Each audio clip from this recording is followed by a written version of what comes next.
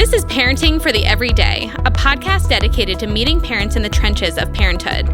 We explore how our faith fits into our parenting. With the help of our guests, we are seeking practical tips on how the gospel can speak into our day-to-day parenting. From the easy stuff to the hard stuff, we want to talk about it all. This is Parenting for the Everyday. I'm Holly Dyke-Andrew. And I'm Becca Alvarez. And today we're talking about parenting the long game. Oftentimes in parenting, we can get stuck in the moment, what feels very immediate. And so we want to take a pause and kind of redirect our focus and think about where we're going and make sure that we don't get distracted. We are joined today in the studio by our executive director, Sarah Coons. And we are also joined by a live studio audience. So our audio might feel a little different today as we are trying something new. We're recording live from CCC's Kids Camp Parent Brunch. And we are so excited to be here. So let's just do it. Let's just jump in. Let's go. Okay, so parenting the long game, we hear that phrase. Like, what does it mean? Let's break it down. What's the heart there? I think for me, parenting for the long game just means how you're thinking about parenting is going beyond the moment that you're in. So I think for a lot of us in parenting, like Holly mentioned, it's really hard. And there's different seasons and stages of parenting. So I think for a lot of us, when we have the young kids, it feels very physically exhausting, right? We're doing a lot of things for our kids. But as our kids get older, there's a different type of exhaustion, whether that's a spiritual exhaustion or mental, emotional. And so I think when we think about parenting for the long game, we don't want to just be in the moment of it and focusing on maybe that behavior at the moment, but what we're seeking for our kids at the end of their time with us. And let's be honest, your kids are always going to be your kids. I do have two almost 22-year-olds, and I'm still very involved in their life. We're trying to back away as much as possible, but you are trying to parent in a way that your kids are obviously independent, healthy, successful kids, but in the end, I think we're going to talk a lot about where we want their hearts to be focused and not so much behavior. Does that make sense? What about for you guys? Yeah, I think that it's easy to get kind of wrapped up in the appearance of things, especially with social media and with other friends. I know that I can get so wrapped up in just this idea of my family looks put together and we are matching and everything's good and they're behaving well and no one's making too much noise. But the reality is none of that has anything to do with Jesus, and none of that really gets them to a place where I really want them to be, which is fully functioning adult men who can lead their families and love Jesus. And that's the only thing that's important to me. So if I get too wrapped up in the appearance of how everyone looks and not focused on the heart behind things, then I'm really missing the point. Yeah, it's interesting. This is one of those things that, in theory, I think everyone would agree with. Yeah. They'd be like, yes. But it's one of those things that, like, in theory, we would all agree that we should have healthy home-cooked meals. But, like, how many of us have boxes of Kraft mac and cheese, like, in our pantry? I do. Yes. I do. Yeah. Because that's real life is, like, in the moment, that's not how things are happening. Right. And so when we have a kid who's hitting their brother, we're thinking we have to stop the kid from hitting their brother. And so we're in that moment. Or when we have a teen who is not respecting their curfew, we're, kind of caught up on like, hey, the problem is that he won't respect the curfew. Where the problem is that the teen is saying, hey, I want to do things my way and I don't trust your way. And so how do we, do that? How do we start talking about like what's going on behind the surface of the behavior? Because the behavior is a symptom of a heart issue. And so I think that's what we want to talk about. Yeah, for sure. And I think even with that, it's taking a step back and recognizing when you're in a moment of maybe feeling overstimulated and feeling like your kid missed curfew and you're angry, it's being able to take that moment to step back and recognize that it is a symptom and not just react to what happened, and having those conversations and keeping them a moving conversation that you can have more than once. Yeah, I think it's really important for all of us to recognize and understand. Just like, I don't know if any of your parents said this to you when you were growing up. Mine did. And it was, I think, in a funny way. But I remember my dad being like, yeah, Sarah, my job in life is to make your life miserable. Oh. And I was like, in the moment of like, this is so unfair. I don't understand. I think it's good for us for us as parents to also recognize that is not the goal of our children. They aren't trying to make our life miserable and awful, even though it feels that way. But just the recognition of, okay, what is happening here is symptomatic of something bigger. It's not this, I don't think there's malicious intent a lot of those times behind the behavior. Yeah.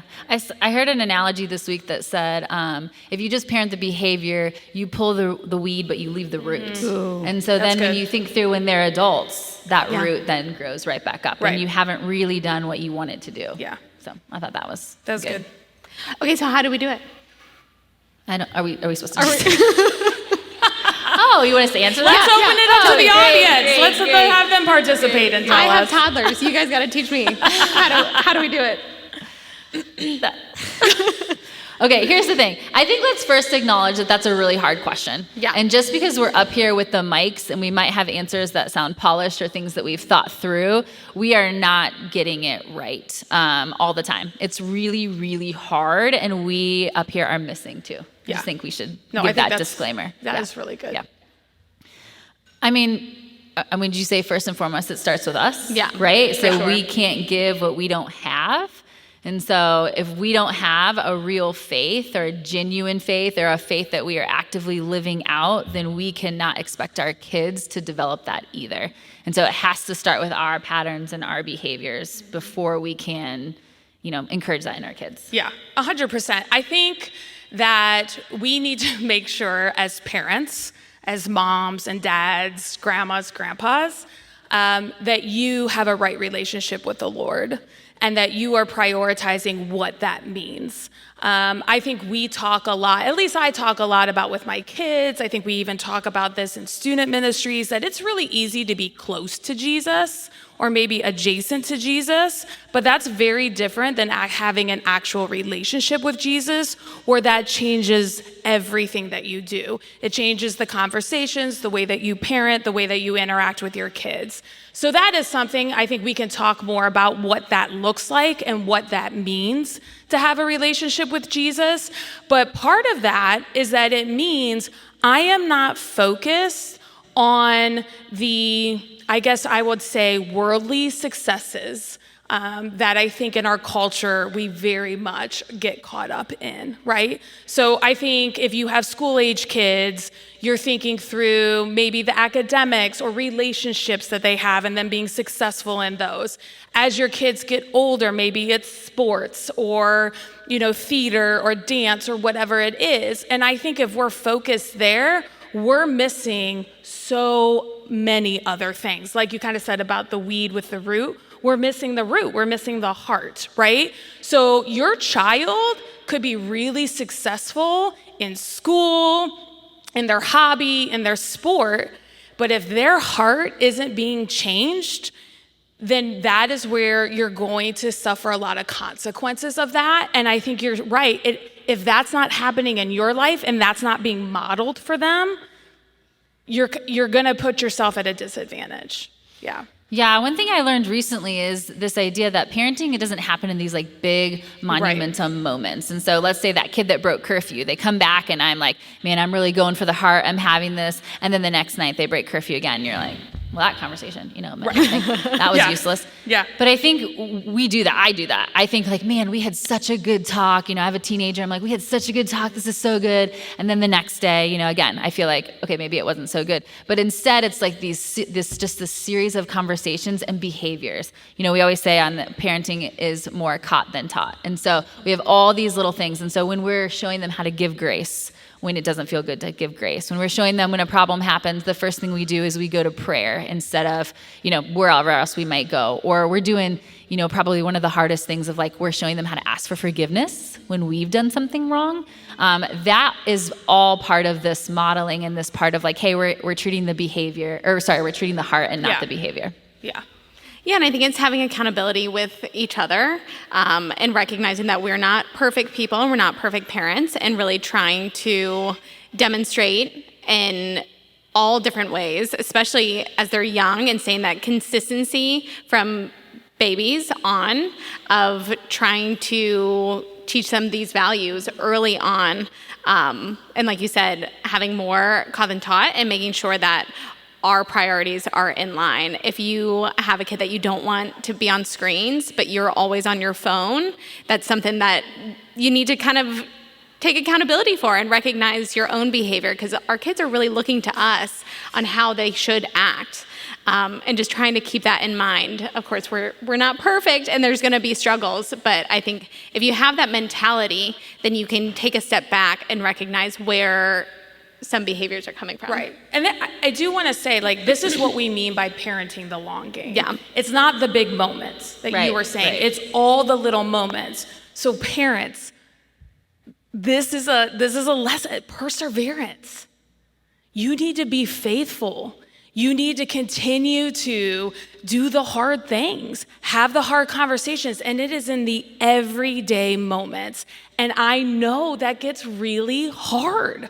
You are tired. I am tired. I get it. You know, we have 4 kids, and our 14-year-old, who's my youngest, my older kids are like, are you kidding me? You let her do this, you let her do this. I'm like, I mean, I freely admit at this point, yeah, Dad and I are tired. We are tired. But part of that is we've learned too. We've grown, we've learned what's important, what are the things, the major things to major on and the things not to get worked up on. But I will tell you, it still is in those everyday moments and the consistency. And the good news is the things that we did with our older 3 kids, we are seeing the fruits of those now as 22-year-olds and 19-year-olds. So let that be an encouragement to you, but don't lose heart in that. That is the long game that we're talking about. Yeah. I would say too, I'm in the season of it takes a village. I am in the tribe season. And so really having community with other moms has been so helpful for me, because there are times that I'm showing up to someone's house and being like, I am broken. I am tired. I am touched out. I am at a loss. I can't do potty training. I don't know what to do next. And it's in those moments of the community around me, of the moms that have been through it, of the parents that have gone through that season before me, that you can kind of bring yourself to them and have them help and use the village and all of the different resources that it has. Or reset Keep your perspective. Yeah. I think another practical thing is, you know, it's funny, I feel like when you're teaching your kid about body parts, they say like you're supposed to use like the correct terminology for them and not like nicknames. You should not come to my house. We did not do that well. We talked about this, Holly. Yes, we have. But I think that applies here too. So I think the idea of like, let's call it what it is. And so there's something to say, you know, when a kid hits their brother, if we go back to that, like that's an anger issue. We're saying, hey, I am so angry that I cannot have it my way. So let's call it that. And instead of having our kids just say sorry, let's have them own that and say like, hey, I acted wrong. Will you forgive me? And you can start that teeny tiny of just starting to build in that language so they start to be familiar that and recognizing those patterns and behaviors in themselves to say, oh, wait, this is a hard issue. Why did I hit? Because I'm angry, because something's going on inside, because I want this. So I think that's another practical thing we can do. And I think with my comment on community, the other thing is negativity begets negativity. And so if you are someone that is feeling down and you reach out to the people that are just going to encourage that and kind of light that fire more, then you're just going to stay negative and see the bad. It's easier to see the bad than the good, especially on some days. So I think recognizing the little moments of good, of positivity, of sweetness, whatever it takes for that day to find a little bit of that sunshine to get you into the next day, and have those people in your life that can encourage and support to bring you out of some holes sometimes. Well, it's really hard to keep that perspective. Like I think about, when I was walking around Target, and my toddler loses it. It's really hard to be like, don't worry, we're just parenting the long game. I'm parenting the long game, because you're like, I got to get the heck out of Dodge. I've lost control. We're not coming back. And so it feels really hard to get it in that moment. And so I think if we're constantly do it when we can with community or in the moments that we have clear vision, that can then equip and empower us for when we're like, help. When we need help. It's interesting though, So I don't have toddlers anymore. I've got some middle-aged kids and I've got some teens, and I feel like I'm in a season of parenting where I am like limping along the field, where I am like, I don't know what the next play is. I don't know where the perspective is. I don't know what to do. And so it can be really discouraging. And so what if we just spent some time talking about like, where's our hope in this? And so, all the things we've listed feel really hard and heavy and feels like, oh man, if you're like me, you might be feeling like I am messing this up. And so, like, where's our hope in all of this? Yeah, I think that's really good. I think that's I started touching on that a little bit. I want you to know, if you don't hear anything else during this time, please know that we do have hope, and it does not lie in our parenting, the successes of it or the failures of it. It lies in the life, work, and death of Jesus Christ. And if that is something that you're going, hey, I don't really know that. I don't get that. I will say that there are a lot of people here who would love to have that conversation with you. Your kids have been learning about that all this week, this idea of, we've been talking about the idea of being treasured. But we're treasured because of how Jesus created us and made us. But the truth is, we aren't perfect. We mess up. We're sinful human beings, and there is nothing we can do to save ourselves, right? And then that feels really like, well then, yeah, I feel hopeless. But, I'm really loud, so in the microphone, that's a lot. There is good news and there is hope, because what the Bible tells us is that God sent his son Jesus to this earth to live the life that we should have lived, and then died the death that we actually deserve, took all our sin on us so that we don't have to earn having a right relationship with God. He did that for us. So the good news is that's the good news, and that's the good news we want to point our kids to, right? Because the fact is, our kids are going to mess up, and sometimes it's going to have nothing to do with you. Even though it's I get it, parental guilt. I hear you on that. But if we can remember where our hope lies, that changes everything. That changes our perspective on it. Yeah, and quite frankly, I feel like we should be able to relate to our kids when we stop and think about it, and we say like, hey, 100%, yeah. They want to do it their way. That toddler melting down in Target, like, he wants to do it his way, and I want to live my life my way. I don't want to live it God's way. And so the hope that, hey, God changes hearts, he changes our hearts, he changes our kids' hearts, he's the only one that can change hearts, really should give us encouragement to keep moving forward towards that hope. Yeah. And I think it gives us a little bit of a relief too. And when I'm at my worst, I am definitely finding my identity in my kids. And it never fails that at some point that crumbles because my kids aren't perfect. And if my identity is completely in them and then they mess up, that means I mess up. And then we go down this whole spiral of how I'm going to screw them up their whole life. It's not pretty. But what a relief to know that my identity is not in my kids, that my identity is in something that is so much more stable than my 2.5-year-old and my almost 1-year-old. That's shockingly, they're not stable. Yeah, you don't have a stable situation. Yeah. But what a relief to know that God already has it. He's got it in his hands. He's got us in his hands on the busiest days, on the hardest days, that he's got it. And if I can practice resting in that and putting my identity in him, then we're so much better off than if I'm trying to power control my 2.5-year-old and my Well, even more than that, like, he's not thrown by what your kids are doing, how they're going to mess up at any point. Like, he knows it's going to happen. He gave you your kids in whatever way they came to your house, and whatever way he crafted your family. I mean, he designed you to have that influence in them. And so, equipped you. And equipped you. Yeah. And so part of what the most practical thing is, like, just leaning into him for that wisdom and that peace and that grace to be able to live out what he's kind of called us to do in this situation is really where we need to rest. Yeah. So does parenting stop at 18? No.